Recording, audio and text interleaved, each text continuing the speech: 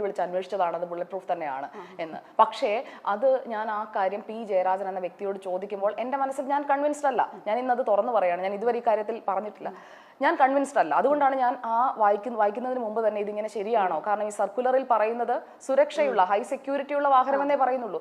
അപ്പോൾ എനിക്ക് പറഞ്ഞു തരുന്നത് ഇത് ഹൈ സെക്യൂരിറ്റി എന്ന് പറയുന്നത് ദാറ്റ് മീൻസ് ബുള്ളറ്റ് പ്രൂഫ്, അല്ലാതെ ബുള്ളറ്റ് പ്രൂഫ് എന്ന് ഓർഡറിൽ ഇടാൻ പറ്റുമോ എന്നൊക്കെ എന്നോട് എൻ്റെ സീനിയർ പറയുകയാണ്. അപ്പോൾ അതിൽ ഞാൻ ഒട്ടും കൺവിൻസ്ഡ് ആയിരുന്നില്ല. ആ കൺവിൻസ്ഡ് അല്ലാത്ത കാര്യം എനിക്ക് ചോദിക്കേണ്ടി വന്നു. അതിലെനിക്ക് ഖേദമുണ്ട്. കാരണം ആ പി ജയരാജന് ബുള്ളറ്റ് പ്രൂഫ് കാർ അനുവദിച്ചു എന്നൊക്കെ പറയുമ്പോഴേക്കും അത് ചർച്ച ചെയ്യപ്പെടുന്ന വേറൊരു രീതിയിലാണെന്ന് എനിക്കറിയാം. അദ്ദേഹത്തോട് ഞാൻ ആ ചോദ്യം ചോദിക്കുന്നതൊക്കെ ട്രോളായി. കാരണം എനിക്ക് തന്നെ ഞാൻ തന്നെ കൺവിൻസ്ഡ് ആയിരുന്നില്ല. പക്ഷേ എൻ്റെ സീനിയർ പറയുമ്പോൾ എനിക്കത് ചെയ്തേ പറ്റൂ. അത് ആ സമയത്ത് പറ്റിയതാണ്. ഞാൻ ആ സീനിയറിനോട് അതിനുശേഷം അത് സംസാരിക്കുകയും ചെയ്തു. അദ്ദേഹം എന്നോട് പേഴ്സണലി സോറി പറഞ്ഞു, ആ പുള്ളിക്ക് തെറ്റിപ്പോയതാണ് എന്ന് പറയുന്നത്. പക്ഷെ ആ തെറ്റ് അവിടെ ആരും അറിയുന്നില്ല.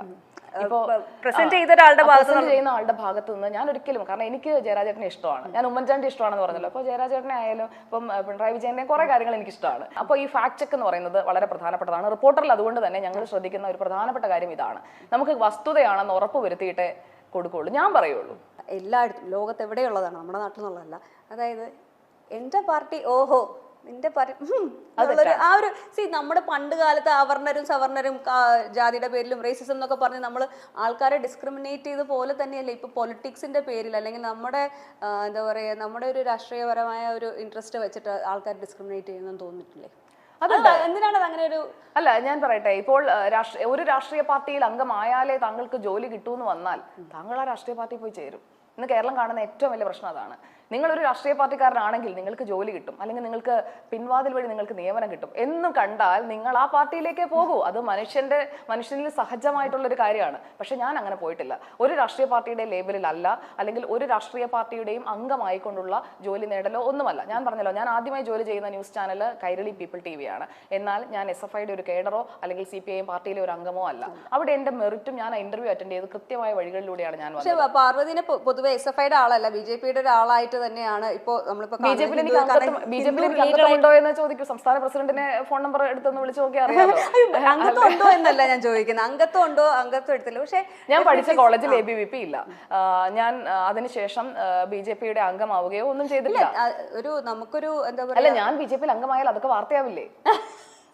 അംഗമാവുക എന്നുള്ളതല്ല, ഒരു അനുഭവം ഉണ്ടാവുക എന്നുള്ള. എന്റെ വീട്ടില് ഞാൻ ചോദിക്കട്ടെ, പിണറായി വിജയനെ ഇഷ്ടമാണെന്ന് ഞാൻ പറഞ്ഞില്ലേ, പ്രധാനമന്ത്രി നരേന്ദ്രമോദി എനിക്ക് ഇഷ്ടമാണ്, കുറച്ച് കൂടുതൽ ഇഷ്ടമാണ് എന്ന് വെച്ചാൽ ഉടൻ ഞാൻ BJP അല്ലെങ്കിൽ ഞാൻ BJP അംഗമാണ്. ആ വ്യാഖ്യാനം തെറ്റാണ്. മുഖ്യമന്ത്രി പിണറായി വിജയനെയും മുൻ മുഖ്യമന്ത്രി ഉമ്മൻചാണ്ടിയെയും ഇഷ്ടപ്പെടാമെങ്കിൽ എന്തുകൊണ്ട് അതിനേക്കാൾ നമ്മുടെ രാജ്യത്തിന്റെ മേന്മ ലോകം മുഴുവൻ വ്യാപിപ്പിച്ചിട്ടുള്ള രാജ്യത്തിന്റെ വളർച്ച അത് ഓരോ വർഷം കഴിയുന്നോറും കാട്ടിക്കൊണ്ടിരിക്കുന്ന പ്രധാനമന്ത്രി നരേന്ദ്രമോദി എനിക്ക് ഇഷ്ടപ്പെട്ടുകൂടാ? ഓക്കെ, അതാണ് എൻ്റെ വ്യൂ. ഞാൻ ചിന്തിക്കുന്നത് എൻ്റെ രാജ്യത്തെക്കുറിച്ച് അല്ലെങ്കിൽ എൻ്റെ സംസ്ഥാനത്തെക്കുറിച്ച് ഒക്കെയാണ്.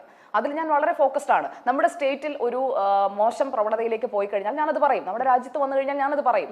എന്നാൽ നല്ലത് കണ്ടാൽ ഞാനത് നല്ലതാണെന്ന് പറയും. നമ്മുടെ റോഡുകൾ നന്നായാൽ ഞാനത് റോഡ് നന്നായി എന്ന് പറയും. അതിന്റെ ക്രെഡിറ്റ് പൊതുമരാമത്ത് മന്ത്രിക്കാണ്. സംസ്ഥാന പാതകൾ നന്നായി കൊണ്ടുവന്നാൽ അതിന്റെ ക്രെഡിറ്റ് പൊതുമരാമത്ത് മന്ത്രിക്ക് തന്നെയാണ്. അവിടെ രാഷ്ട്രീയം വെച്ചല്ല ഞാൻ വിലയിരുത്തുന്നത്. ഇപ്പോൾ വന്ദേ ഭാരത് വന്നെങ്കിൽ അതിന്റെ ക്രെഡിറ്റ് എന്ന് പറയുന്നത് കേന്ദ്ര റെയിൽ മന്ത്രിയുടെ അടുത്തേക്ക് ആ നിവേദനം കൊണ്ടുപോയ ആൾക്കാണ്. അത് K. സുരേന്ദ്രനാണ് കൊണ്ടുപോയതെങ്കിൽ K. സുരേന്ദ്രൻ എന്ന് ഞാൻ പറയും. അവിടെ നിന്ന് എട്ടുകാലി മമ്മൂഞ്ഞ് കളിക്കുന്ന രീതിയോടൊന്നും എനിക്ക് യോജിപ്പില്ല. ആരാണോ അത്, ആരാണ് A എങ്കിൽ A, B എങ്കിൽ B, അല്ലാതെ അതിൽ ഒളിച്ചു വെക്കലുമില്ല, ഒളിച്ചു കടത്തലുമില്ല. പ്രധാനമന്ത്രി ഇഷ്ടമാണെങ്കിൽ ഇഷ്ടമാണ് എന്ന് തന്നെ പറയും. അപ്പോൾ പ്രധാനമന്ത്രിയുടെ മൻ കി ബാത്തിനെ കുറിച്ച് ഞാനും ഡോക്ടർ അരുണും തമ്മിലുള്ള തർക്കം മിക്കപ്പോൾ എന്നെ വിമർശിക്കാൻ സ്ഥിരമായി എടുത്ത് പറയുന്ന അതാണ്. പ്രധാനമന്ത്രിയുടെ ഒരു ശൈലി അതാണ്, ആളുകളുമായി കണക്ട് ചെയ്യുന്നത് മൻ കി ബാത്ത് വഴിയാണ്. അത് പ്രധാനമന്ത്രി സ്വീകരിച്ച ശൈലി. മുഖ്യമന്ത്രി പിണറായി വിജയൻ 6 മണിക്ക് വാർത്താ സമ്മേളനം നടത്തി കോവിഡ് കാലത്ത് ജനങ്ങൾക്ക് സാന്ത്വനമായെങ്കിൽ അത് അദ്ദേഹത്തിന്റെ ശൈലി. രണ്ടും രണ്ട് വ്യക്തികളാണ്, രണ്ട് ഭരണാധികാരികളാണ്. അവർക്ക് അവരുടേതായ രീതിയിൽ പോകാനായിട്ടുള്ള അവകാശം ഉണ്ടെന്ന് പറയുന്നത് പോലെ തന്നെ സുജയ പാർവതിയുടേതായ നിലപാടെടുക്കാനും അവകാശമുണ്ട്. You got the point? I got the point. പക്ഷേ മീറ്റ് ദ എഡിറ്റേഴ്സിൽ പലപ്പോഴും നിങ്ങൾ തമ്മിലുള്ള ഈ ഫൈറ്റ് സ്ക്രിപ്റ്റഡ് അല്ല, ഇപ്പൊ മനസ്സിലായല്ലോ അല്ലേ? സ്ക്രിപ്റ്റിന്റെ ഒക്കെ എന്ത് ആവശ്യം? ഇതിങ്ങനെ കമ്പ്യൂട്ടർ പോലെ പ്രിന്റ് ചെയ്ത് വരുമല്ലേ? ഇപ്പൊ പലപ്പോഴും നികേഷ് കുമാർ സാറ് നിങ്ങൾ രണ്ടുപേരും ആർഗ്യുമെന്റ് നിൽക്കുന്നത് ഞാൻ കാണുന്നുണ്ട്. അതെ, സാറിന് ടെൻഷൻ അധികം സഹിക്കാൻ പറ്റാത്തതുകൊണ്ടാവും. പിന്നെ സാറ് എന്ന് പറഞ്ഞു കഴിഞ്ഞാൽ സാറ് ഞാൻ പറഞ്ഞല്ലോ, ഞാൻ ആ റെസ്പെക്ട് കൊടുത്താണ് എപ്പോഴും. ഞാൻ സാറേന്ന് തന്നെയാണ് ഞാൻ ആ ഷോയിലും വിളിക്കാറുള്ളത്, നികേഷ് സാറേന്ന് വിളിച്ച്. അതായത് ഞാൻ അദ്ദേഹത്തെ ആദ്യമായിട്ട് കാണുന്നത് 2011 ഈ റിപ്പോർട്ടർ ചാനലിന്റെ തുടക്കത്തിന് മുമ്പുള്ള ആ സമയത്ത് എന്നെ വിളിച്ചതിന്റെ അടിസ്ഥാനത്തിൽ ഞാൻ അവിടെ വരുമ്പോഴാണ് ഞാൻ ആദ്യമായിട്ട് നികേഷ് സാറിനെ കാണുന്നത്.